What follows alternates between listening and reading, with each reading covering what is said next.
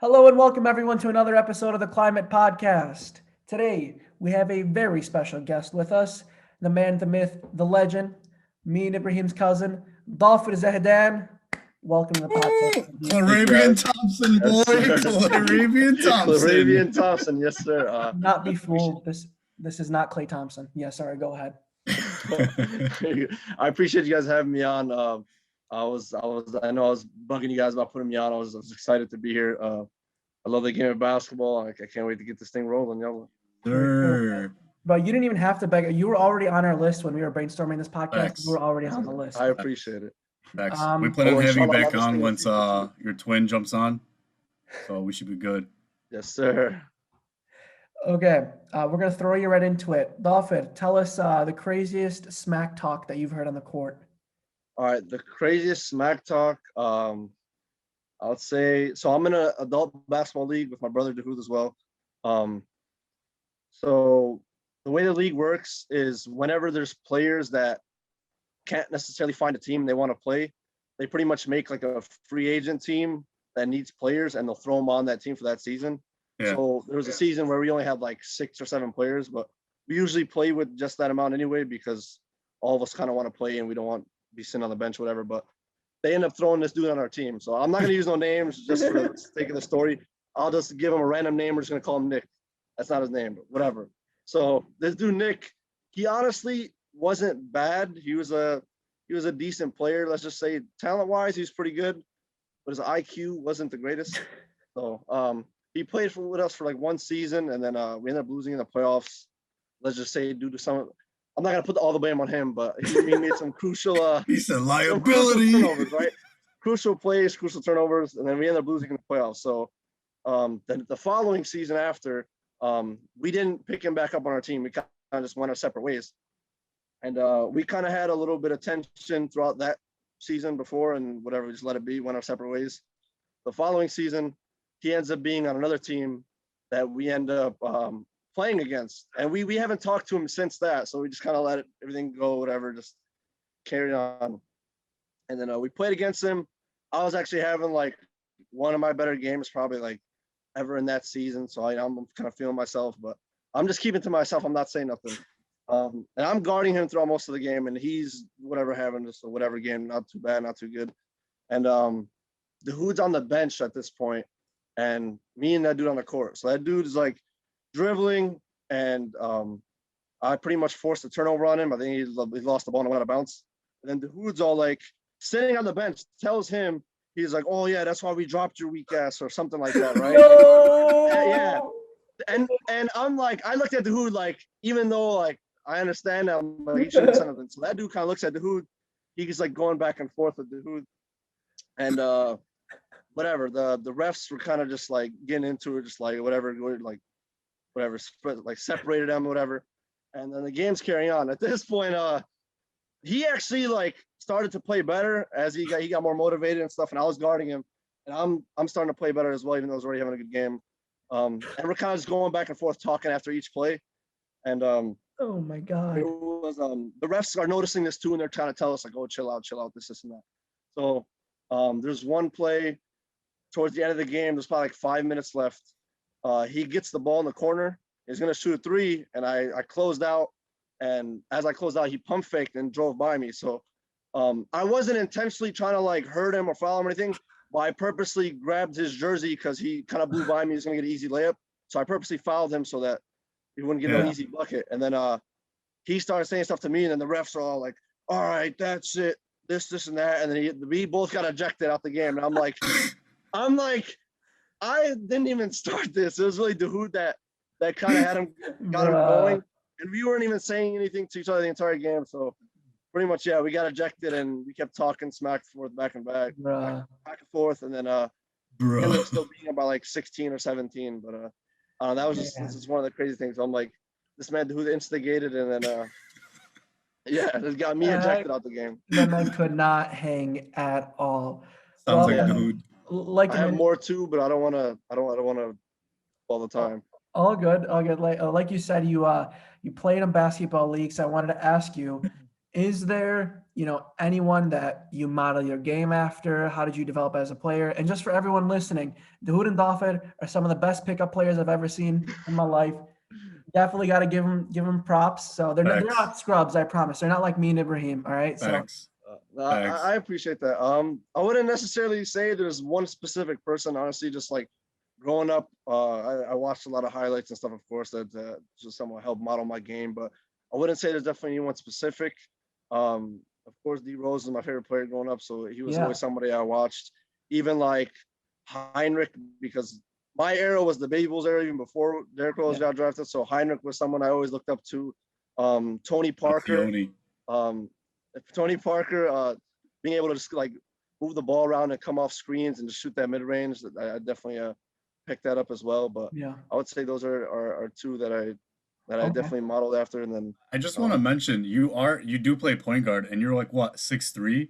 yeah, I'm about 6'3". So which is, it's insane.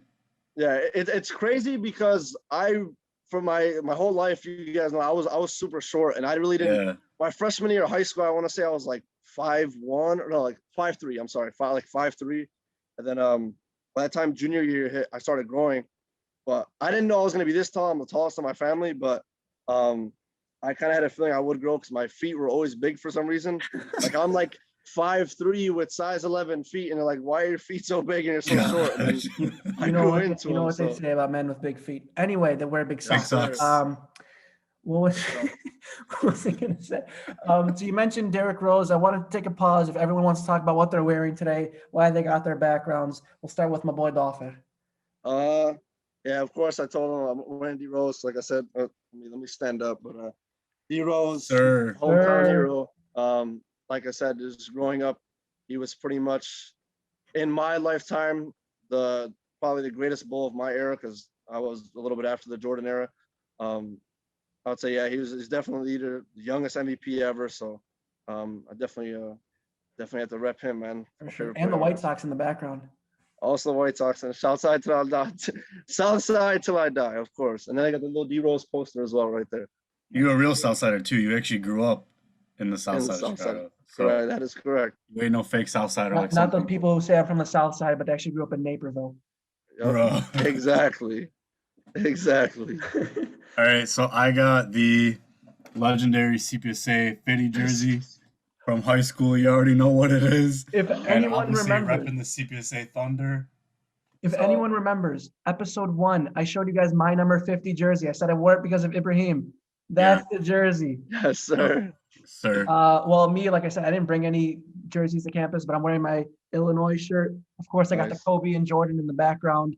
Repping the U of I. Coldest poster of all time. Facts. Yes, All sir. right. Let's get into a controversial question, because we know who's going to be listening to this. I need you to be honest.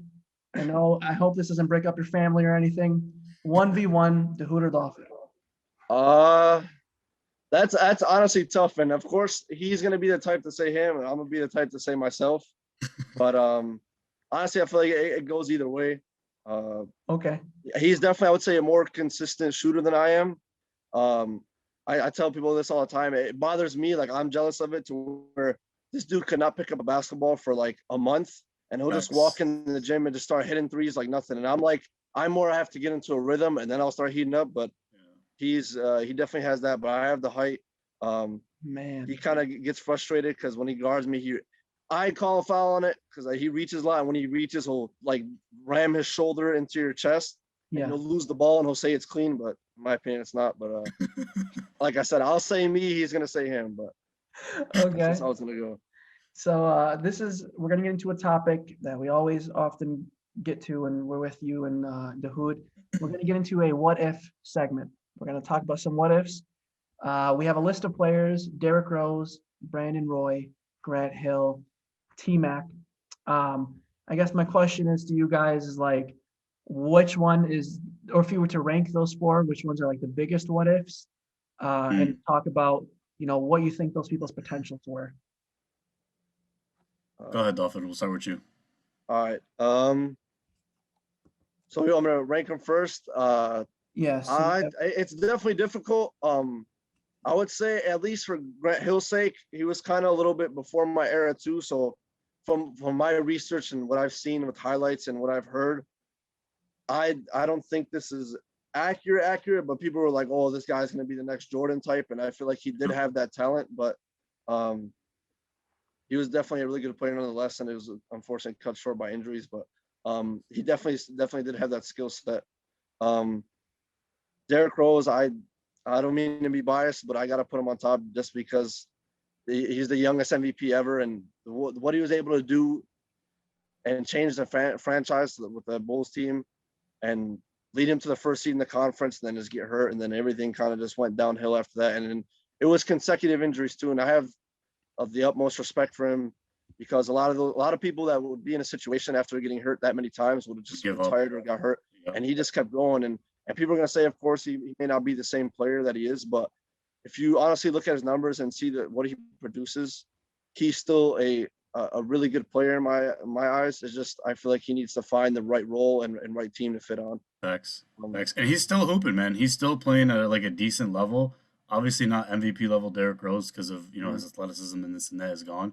But he's still putting up big numbers with Detroit, and even when he played in Minnesota, he had the 50-point game. So he's definitely not washed. Yeah. I don't mean to cut you off. Go ahead. Even with the Knicks too, when he initially got traded, he was the third option on that team behind Carmelo and Porzingis, and he was still averaging like 18 points a game and like I think 4 or 5 assists. So he definitely still has some left in the tank. Yeah. I do want to mention though that you're completely right with putting Grant Hill up there. It's difficult too because a lot of these guys play different styles. So Grant Hill was more of, from what I understood, he was more of the LeBron, Magic Johnson type. He was big. He can go get his own, but he was more about getting his guys involved. D Rose and T Mac were similar in the sense they're athletic as hell, big guards, and Brandon Roy was just cold blooded, man. Clutch. Slept on so much, man. B Roy was so nice with Portland, bro. So nice. So it's tough to rank those guys, man. Honestly. Well, it really is. That's why I was like. That's why I'm saying I don't know where I can necessarily put Grant Hill because that necessarily wasn't my era. I would definitely put D Rose first, and I would say probably like T Mac second because even with all the injuries, T Mac was still able to produce at such a high level. Yeah. Unfortunately, he didn't have much success team wise throughout his career. He definitely didn't get to go that far with his teams, but he was definitely an elite player. And then Brandon Roy too, like you said, he really was a dog, and he was a guy that play style wise, with all due respect, and it reminded me of Kobe. I'm not saying comparing nothing. I'm just saying the way he played was similar to Kobe in a sense. Yeah. And it was like so many fourth quarter comebacks. You need a bucket from him. You give him the ball and he'll go and get you a bucket. He was a deadly mid-range shooter, can pull up from anywhere, and just super clutch as well too. Yeah. I remember when they tried disrespecting the man and benching his ass, and then he came back and hit that crazy game winner. Yep. That was crazy. Yeah. I would say I'd put Derrick Rose number 1 because obviously this man got an MVP before he even hit his peak. Yeah. And then I'd put T-Mac, and then I'd put Grant Hill, and then Brandon Roy. Only reason I put Grant Hill and Brandon Roy is literally because of a numbers aspect. But Grant Hill was balling, and T-Mac, like you said earlier, was dominating. He was dominating. Oh, now you're guessing up T-Mac. When was I not guessing? Last week you were trying to bench T-Mac over James Harden and D Wade. No. Listen. I'm gonna ask Dhafer right now. This man said start bench cut T-Mac, D Wade, and James Harden, and he said I'm gonna cut T-Mac. I don't know. I wouldn't. Me personally, I wouldn't. That's what I'm saying. I'm like I'm cutting James Harden, bro. What's your start bench cut? We have 2006 D Wade. We have 60-point triple-double Harden, and we have T-Mac. 60-point triple-double. Okay, that's... The whole season was crazy. You can't say 60-point triple-double, first of all. And the question was in their prime. Those are. The question was in their prime. I'm saying in their prime. It was Harden's prime was like 50-point triple-doubles. Okay, listen. I'm just going to give a quick shout-out to David because he mentioned this, and he watched our episode last week. And he said it's really unfair for you to say that because James Harden was literally given the offense and given the keys to do that. Exactly. T-Mac was not given the keys to do that. So you can't say, oh, because you got a 60-point triple-double, he's better. Oh, what about Byron Scott? Byron Scott was a dog, by the way. He was a leading scorer on the Lakers. Okay, and I'm going to admit I was wrong. Byron Scott was leading scorer, but he was a leading scorer because of who? What do you Magic mean? Johnson. Okay, but he also had Kareem on his team. He scored more Quit than playing the with me, leading boy. scorer in NBA history. Listen, quit playing. Anyway, the next what if? What if Jordan never retired in the 90s? Would it be That's a 8 big straight one. championships? Would it be 10? We all saw The Last Dance. We saw the quote unquote, the reasons, quote unquote, why he retired. I don't know if anyone wants to believe that. A, what do you conspire about why he retired? And B, do you think he would have won 8 straight or 10 straight or just 6? Beam, you can go first on this one. I think he would have won one more. I think he would have won 7 total, but I don't think he would have went to 8 or 10 like straight, meaning going undefeated. Not because Jordan's not the best or whatnot, just because like the NBA season's 81 games plus the playoffs. That's another 20 some games, right? So like the toll it's going to take on your body is insane. Plus the level of physicality at that level or in that time frame in the 90s is difficult. And you got to remember, Hakeem was no scrub, bro. Hakeem was a dog, right? So I'm thinking matchup wise, all right, obviously you got really no one to guard MJ, but are we really gonna like say that Dennis Rodman's gonna be able to like shut down Hakeem? Like Dennis Rodman's a elite defender, but we're talking about Hakeem the Dream. So it would have been difficult, but I think Jordan would have won in 7. But I don't think they would have went to 8 straight or 10 straight.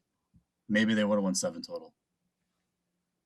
I was gonna say I agree on that. If you put it in a scenario where they played the Rockets both those years, I feel like they probably would have won one. I'm not necessarily sure if they would have won. They would have won both, and I'm not gonna say that they would have lost both. I feel like in a sense, one year the Bulls would have won it, or the Rockets would have won it, and the other team would have figured that other team out the next following season.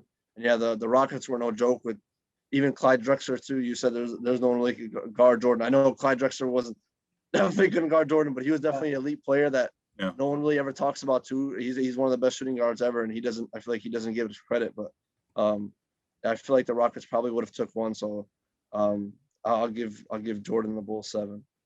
But I do feel like they could have at least made the finals both of those years, even with Facts. all the fatigue and everything. I'm not necessarily sure if they would have won both, but like I said, so part of me wants to say that they just would have won 6 because the Rockets' first championship, they were a lot stronger than their second. But part of me wants to say that they would have won 8. So there's a lot of things I want to take into consideration. A, Michael Jordan claims the first time he retired was because he was actually like physically exhausted and tired, which I mean, I believe after everything he's been through, sure. And if that was the case, before or after the death of his dad? After the death of his dad. He retired after his dad died. That makes sense. Okay. Yeah. So it probably had a big toll too. Yeah, he said he physically couldn't do it, all that stuff. So if that was the case, and I think he would have been too exhausted to continue, and his career probably would have ended earlier. But if he would have played, I think he might have beaten him the first time, like 94. 95, maybe not, because then he would have been really like physically exhausted. That's just what I mean, that year off was big for his career, man, because for him to take that year off and come back and just straight smack dudes 3 straight years was exactly huge. So. Okay. Next thing I want to talk about. We got the malice in the palace. What effect do you think that had on the NBA, the Pacers, the history, the culture? Did that affect the Pacers' chances that year in the future or them as an organization? What's your take on the whole situation? Like I said, this is kind of when I was still really relatively young. I kind of just began watching basketball as well, but just knowing the knowledge of it, it's definitely crazy to fighting alone. Of course, they don't tolerate that now. Like any dudes, whenever dudes come off the bench, they automatically get fined. So to think they were fighting with fans is just insane as well. So that was a crazy time because you had dudes like Ron Artest and Ben Wallace and Steven Jackson, and it's just it's crazy. I definitely see that it had an effect now because, like I said, dudes get fined just coming off the bench in any confrontation, and anything's a technical foul now. Any little like chit chat with the ref. So the league is, I feel like, a lot softer because of that. And I just feel like, in a sense, that was just a wild era because you had the Trailblazers too, where every other player was going to jail and get arrested and stuff too. So Yeah. the Portland Trailblazers, but yeah, it was just a wild era. But I just feel like it definitely played a part of the league becoming softer, not only just like with physical confrontations like that, but I feel like the play style as well began to get softer because of that too. Okay, so just to recap everything that happened that day. So Ron Artest was suspended for the rest of the season. So he missed out on 55 games. Steven Jackson, Indiana Steven Jackson was suspended for 30 games. Jermaine O'Neal, 25. Ben Wallace, 6-game ban. Anthony Johnson got 5 games. And then Reggie Miller, Chauncey Billups, Eldon Campbell, Derrick Coleman were suspended 1 game. That is ridiculous. That's crazy. They had Derrick Coleman on that team. Yeah. And you mentioned that's the start of the NBA becoming soft. So let's put everything into perspective. So this is in the year 2004. LeBron is in his second season in the NBA. First or second year. Yeah, because he was drafted 2003. 03, yeah. 2003. So this is his second Crazy season in the draft class. NBA. Just as he's about to take off his career, I think that when he realized how all the refs changes is when he uses it to his advantage. And today, LeBron is my slander for the episode. LeBron, he has not changed the game so much in terms of his play. Nobody says they want to play like LeBron. Nobody ever says that, right? But his interactions with the refs and his flopping, he invented flopping. He invented load management. He also invented this persona in players' minds of how much they can control what happens in the league and what they which I respect for that part. But it's a really good thing for the league. You're right. Yeah, it really is. Get more independence. But I think how he influenced everything with flopping, he changed the game for a long time, and I don't know if it can ever go back now. Yeah, I don't necessarily. I agree 100%. It's just even though when he played with Miami too, I'm not one of those guys where it's like, oh, the NBA is rigged or so and so like that. But I definitely feel like stars like him are definitely more favored and get the calls that even though they probably shouldn't or other players wouldn't get in that situation. But in Miami, I feel like it was like so obvious to where it's like they kind of catered to that team. And I feel like a lot of those foul calls and free throw attempts and points that they accumulated over that time definitely played an outcome of the success they had. Yeah, for real. Okay. For the Malice in the Palace, I just want to point out. So that day, Ben Wallace's relative died. I don't know, the day before his relative died. So he was already pissed. Yeah. And I remember them telling the story. They've met before. They had a huge rivalry because they were always competing for that East spot. Mm-hmm. And I forgot who it was, but they were at the free throw line, and one of the Pacers players told Ron Artest at the time, told him, Ron, you can go get yours, meaning you can go and foul Ben Wallace, because I think Ben Wallace did something last time they played. Mm-hmm. So Ron Artest did something, and the whole fight happened, this and that. And they went back to the locker room, and they're all sitting, the Pacers team, and they're like realizing what the hell just happened, how they might get suspended, this and that. And Ron Artest is sitting down, and he goes, yo, Stack, Steven Jackson, he goes, yo, Stack, you think we're going to get in trouble? And they all started dying. They're like, this dude, dumb as hell. You just whooped a fan. What you mean you think we're going to get in trouble? And they were roasting him and stuff. This man, surprised he didn't get jail time or nothing. But I did want to say, Steven Jackson talked about this. He said that had him and Ron Artest not got into that fight, their careers would have been completely different. Yeah. I do think they would have won that year because that year the Pistons ended up going to the finals, losing to the Spurs, I think, in 7. And that Spurs team was no joke, but I think matchup-wise they would have been good. They had Jermaine O'Neal. You mentioned Reggie Miller. Ron Artest was no scrub. Steven Jackson was a dog. I think it was Jamal Tinsley, but it might have been. Sure. I think it was either Jamal Tinsley or like T.J. Ford, but he might. Yeah, T.J. Ford. I think that's who it was. Yeah. So that team was nice, man. They had a nice team. Yeah, it did. So I think they would have won the ship eventually had they not broken that squad up. Okay. So now we're going to move on to some current NBA news. The Washington Wizards. When I originally wrote the agenda, they were last in the conference. Now they're second to last. Washington Wizards? That's my question. They can't guard a parked car, man. According to Bradley Beal, they can't guard a parked car. It's definitely a nightmare over there. I I mean, I know a lot's happened with Westbrook coming over there and John Wall leaving and all, and I feel like that team has just gone downhill even before. Um, the last good season they had was when John Wall had his really good year, and I believe they lost to the Celtics in the semifinals. They went, I think, 6 or 7. That's the year Isaiah Thomas was going off in the playoffs, but Yeah. it all went downhill after that, and John Wall got hurt, of course. But um, Bradley Beal is a really good player, and I'm happy that he's finally getting like recognition that he deserves because he's definitely one of the top shooting guards in the league. Yeah. But I did hear him say that he does want to stay in Washington even with all this going on. I don't know how long he's gonna stick to that for playing with Westbrook, but I do respect players that are really loyal. That's just how I am. Like Damian Lillard is one of my favorite players in the league too because Facts. he's said over and over that even if he doesn't win a championship, as long as he's with Portland and he did as much as he could to win, that's more satisfying than him going to a team with a bunch of stars and winning a championship there. So if Bradley Beal is able to stick it out and turn that franchise around, I have a ton more respect for him as a player than I would someone that's on a team with a bunch of superstars, like I said, that's Facts. winning. I wouldn't say easy championships, but definitely an easier path or easier road to the finals. Yeah, I seen a stat. Westbrook has 165 shots or 165 points out of 165 shots. Yeah, And I'm like, Yeah. yo, the level of inefficiency is ridiculous. Yeah. It's It's stupid. I wanted to ask, do you think Bradley Beal is allowed to be voted as MVP with his team doing this bad? I mean, his numbers are through the roof. they really are. Honestly, on like as much as I do want to give him the credit, I would have to say no just because it's like I don't know, man. I feel like your team has to have some, even though it's 100% not his fault. Your Yeah. team has to have somewhat success. Even if they get 8th seed and make the playoffs, I'll give him credit and I'll be like, hey, he should be in that MVP Yeah.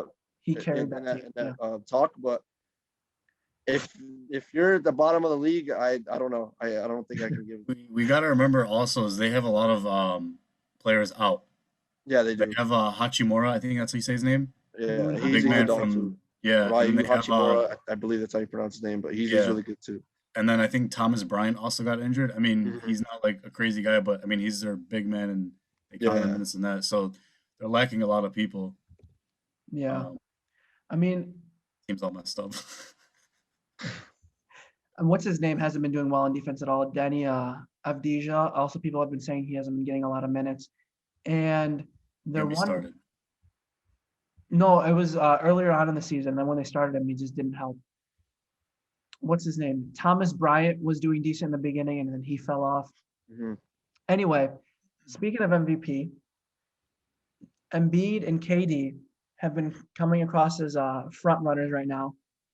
KD is averaging around the same as his 2013, 2014 numbers. I mean, those are Mhm. almost identical. Do you think he should win MVP, or do you think it's going to be Embiid? Because if we look at the conference standings, 76ers are first, Nets are fourth, Mhm. even with Nets all the firepower. Who do you think is MVP out of those two? That's honestly tough.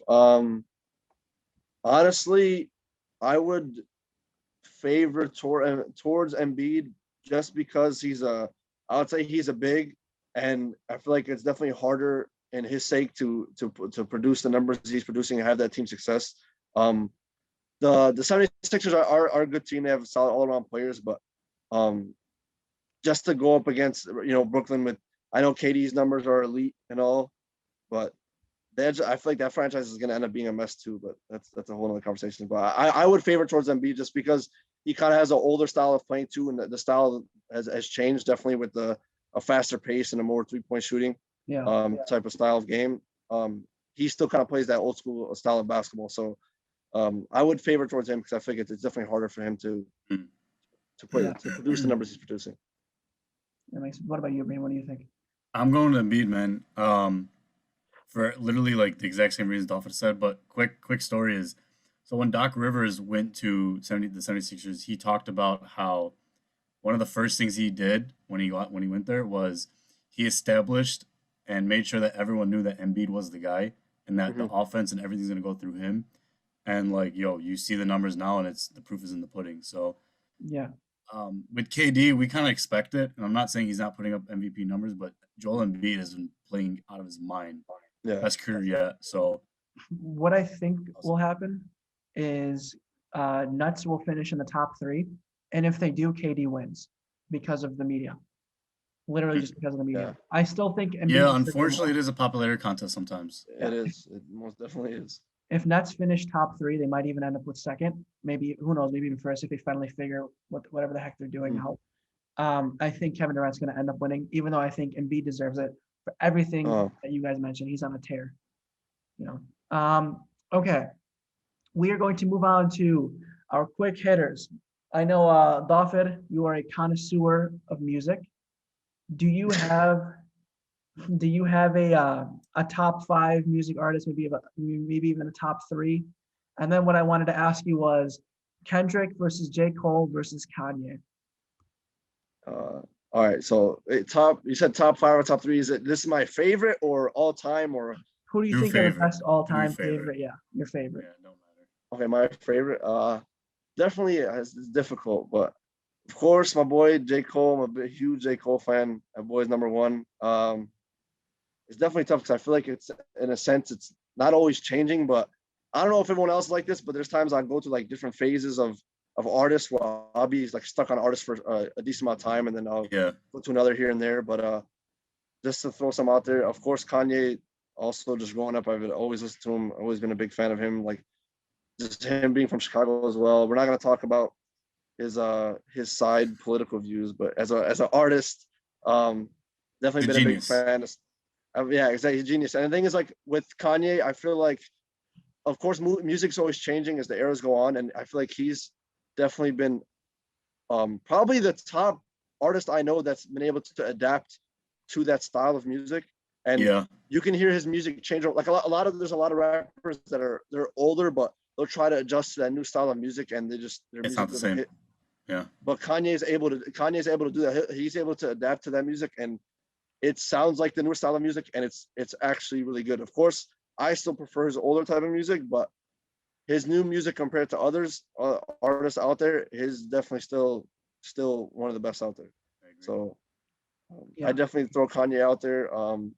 I think me personally, I think Biggie is the greatest rapper ever. But I'm throwing him in my 3 or 5. I feel like he has the greatest flow of any rapper ever. Yeah, he's just able to keep going and throw him on any beat, and he's just able to keep going. Kanye, I like Kid Cudi a lot too. His new album is fire. His new album is fire. I was actually listening to all the Man on the Moon albums today, all 3 of them. He's just always had his own type of style of music too, his unique style, and I feel like I said, a lot of artists too, if they try to stick to that same type of music, like time moves on without him, and their music is just not good anymore. But he's always stuck to his own, and it's always been good. And even in these new times of music, he's still a very big artist that a lot of people like too. So I feel like he's had a lot of success. But Kid Cudi, I definitely throw in there as well. Okay. Joey Badass too, I like a lot. I'm a big bars type of guy. Yeah. I don't know. I just like catchy bars, or I don't know, that stuff. So I like Joey Badass has a lot of that. Pusha T has like a trap type style of rap too, but he's really good with bars. Freddie Gibbs. Freddie Gibbs is nice. Freddie Gibbs is also good. I don't know if a lot of people know who Benny the Butcher is, but he's definitely got really good dope trap bars too, like Pusha T and Freddie Gibbs in a sense too. But those are just to throw some out there. Okay. Ibrahim, what about you? You got a top 5, top 3? I'm going Method Man, Nas, Eminem, J. Cole, and then it's either DMX or Michi Darko. DMX is more like the old school. Michi Darko like a new school DMX basically. He's from Flatbush Zombies. That's like my 5/6. Yeah. But that's in no order. Like all those guys, like Dolph was saying, like I'm more of like a bars guy too. So all those guys, you can count on them to kind of spit the illest bars. So yeah. Well, I'm new to the music game. Only been listening for about a year and a half, actually listening to music, not just whatever the heck was done on the radio. So it's just my favorite. Number 1, I got Kendrick. Number 2, I got Eminem. 3, J. Cole. 4, I got Kanye. And 5, oh my God, it just slipped my mind. Oh, Kid Cudi. Kid Cudi, I had at There 5. you go. He's nice, yeah. I respect it. That's elite 5 right there. Yeah, for sure. Okay, we want to do also a draft of best what if players. It doesn't even have to be the ones that I listed here or best what if situations. We'll do a quick snake draft where it goes Dhafer, me, then Ibrahim, and then it goes backwards like a snake. Wait, draft. let's do players. Let's do players, not situations. Let's do Okay. players. So, are we gonna build a lineup, or how does it like a starting lineup type of thing? It could It's just whatever be you any want. 5. It could be any 5. You can build a lineup. Yeah. Okay. You got All right. first pick. I got him on me already. Going D Rose. Like, I mean, you can't go wrong. D Rose is off the list, ladies and gentlemen, which I expected in the first round. If y'all didn't draft him before you got to me, I would have baked all of you. All right. Go ahead, Jamil. Kobe Bryant. Kobe Bryant, he was doing really well until his injury, and then everything dropped off. I know it's weird what if. It is a weird what if, but you look at his numbers and you just have to wonder yourself, like, That doesn't make any sense. He Yeah, came but if back he from was- his Achilles. Yeah. No, you can't use that. what do you Kobe okay, came back from but his he- Achilles. what if he never got injured in his Achilles? And what if he never had an Achilles injury? Jamil, what when we are talking about what if players, we're talking about like guys where their careers got ruined by injury. Kobe's career was not ruined because of his Achilles. Okay, Dominique. Yeah. I was gonna. Dominique came Dominique back had- from his injury. It wasn't full either. Yeah, but it wasn't ruined by his career. Like that was towards the end of his career, Dominique. Okay, let me go Sean Livingston. Jesus, you guys don't let me pick anyone. Christ. Sean Livingston's actually a really good one. Sean Livingston's a great one. Man. I just Oh, picked 3 man. players. I picked my whole lineup for you guys. Go. All right. I'm going. I got 2 picks, right? Yeah, go Yeah. ahead. So I'm taking Grant Hill and T-Mac. All right. Next I got Gordon Hayward. Gordon Hayward. What is the man? hell? Low key, this man's killing on the Hornets. He did have a gruesome injury, but I mean, I feel like we should have clarified.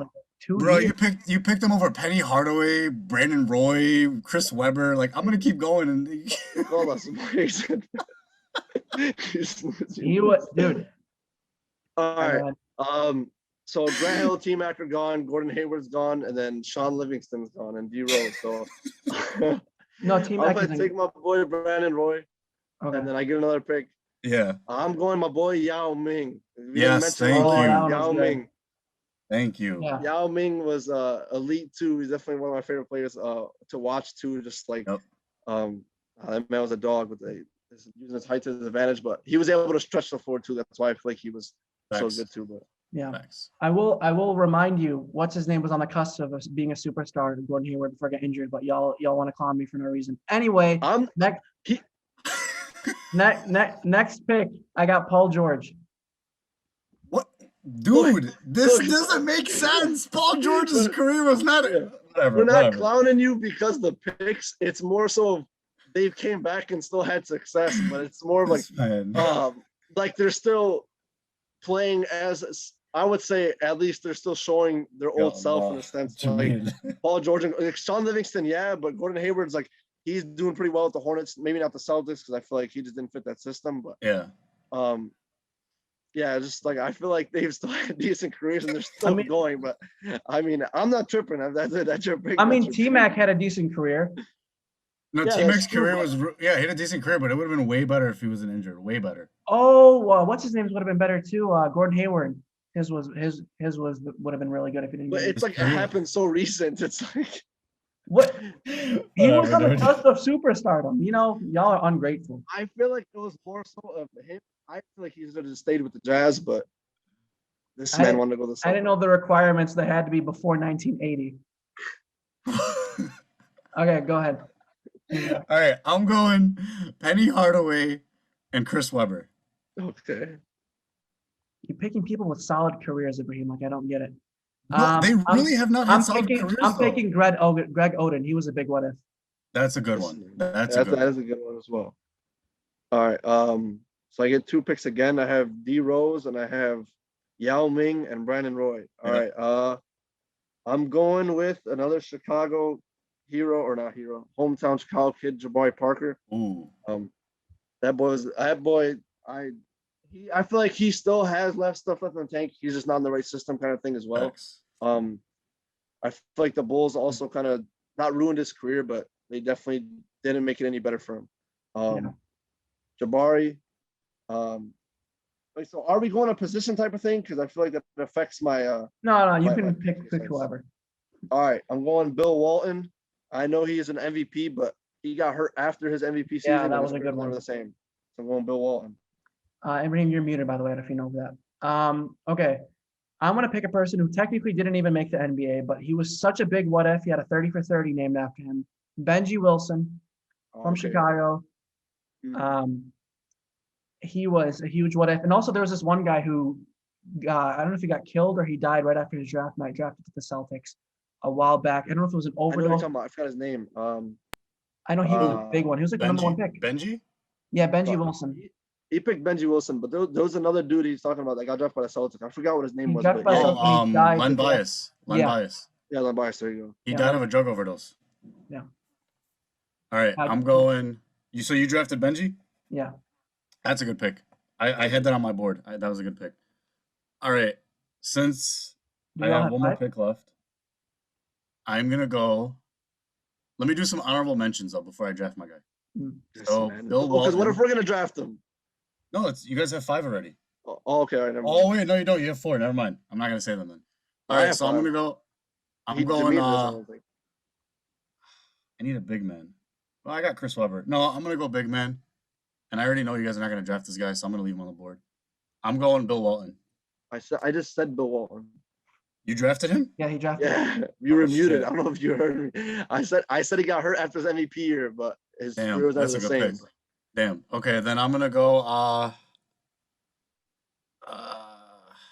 right, I'm gonna go on Drazen Petrovic. Oh, that boy's a dog. Do I have 4 or 5? You have Sean Livingston, Gordon Hayward, Paul George, Greg Gordon, Benji. You have 5. We all have 5. 5. Okay. I would have picked Allen Houston next. I was about to say Allen Houston was a good one. Too. Chris Bosh is a good one too. That man still had a couple years left. Yeah. I also had Gilbert Arenas was what it was. Dave Williams, who got drafted by the Bulls and then got in the motorcycle accident. You clowned me for picking Gordon Hayward and Paul George. Gordon, he was like Chris Bosh was a 2-time champion. Yeah, but he still played really well. He was an all-star too. Yeah, but he got hurt. You're not understanding the context of the draft. The context of the draft is their careers were cut short because of injuries. No, I didn't realize we were allowed to make up the rules as we go. Okay. That's why we should have clarified it beforehand. Anyway. Dwight Howard was another one. Dwight Howard, yeah. Dwight Howard's career was ruined from his back injuries, man. This man was doing extracurricular stuff. I'm not going to say what those back injuries occurred from, but yeah, definitely Dwight Howard. Jay Williams was another one too that I had on my. Williams. I had one more that I didn't mention. I said Gilbert Arenas, and also it wasn't because of injury, but I also had Mahmoud Abdul Rauf too. But that's a good one. Yeah, his career was cut short because of pretty much Kaepernick before Kaepernick, but facts. That's a whole nother episode too. But yeah, we plan on having an episode on that. All right. On, like the guys like the Craig Hodges. And we can do an episode like that next time. We'll have you on, and we'll also have our boy Eddie D on as well. Okay. Well, as time runs slim, we wanted to ask you, Dhafer, any closing remarks? Anything you wanted to say to the people before we end it off? I just say thank you guys for having me on here. I definitely appreciate it. I love talking basketball all the time. I mean, I feel like we do this all the time. We just never able to record it. So I'm happy you guys made a podcast so that we can put our opinions out there too. It's definitely something I was always interested in doing, but I'd be thankful if you guys were ever putting me on this again. I had definitely a fun time. Definitely will. Hopefully we can have Dahoud on here as well so he can give you more of his crazy stories like that. I have another Smack Talk story, like I said, but I'll just save that for when Dahoud's on here so he can tell that. Yeah. So save it for next time. Like I said, thank you guys for having me on here. I really appreciate that. Definitely had a fun time. So we're eventually gonna get the whole PlayStation crew on. All right. That would be fire with all 10 of us on here at once. I don't know how we're gonna be able to all talk because I think everyone's gonna be cutting each other off arguing, but it definitely will be a show to watch. It'd be like a PlayStation party. Nice. All right, for sure. Thank you everyone for listening. That was another episode of the Climate Podcast. Sir, Peace. later. Deuces.